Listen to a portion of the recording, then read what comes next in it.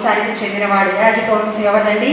లేవి గోత్రం వారికి దేవుడు సపరేట్ పరిచాడు, వారిని యాజకులుగా దేవుడు ఏర్పరిచాడు అనమాట. సో లేవి గోత్రం నుంచి అహరోను వచ్చాడు, వారి నుంచి యాజక ధర్మాన్ని వారికి అప్పగించడం జరిగిందనమాట. ఈ జకరయ్య కూడా యాజక ధర్మం చేస్తూ ఉండేవాడు దేవుని మందిరంలో, సమాజ మందిరంలో.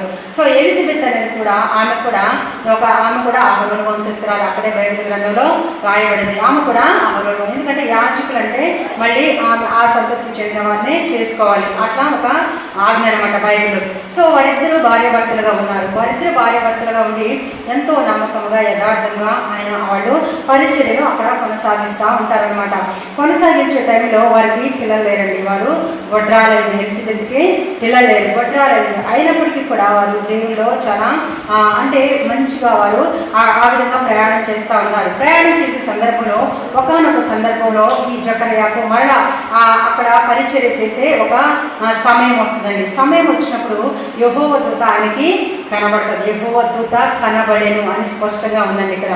అంటే దేవుని దూతను మనము చూడొచ్చు, అవునా కదా? ఇక్కడ రాసిందా లేదా? పరిశుద్ధాత్మ దేవుడు.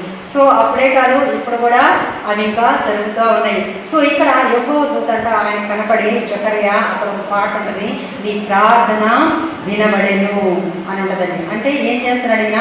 అక్కడ మందిరంలో ఏం చేస్తాడు? ప్రార్థన చేస్తూ ఉన్నాడు. సో ప్రార్థన చేస్తూ ఉన్నాడు కాబట్టి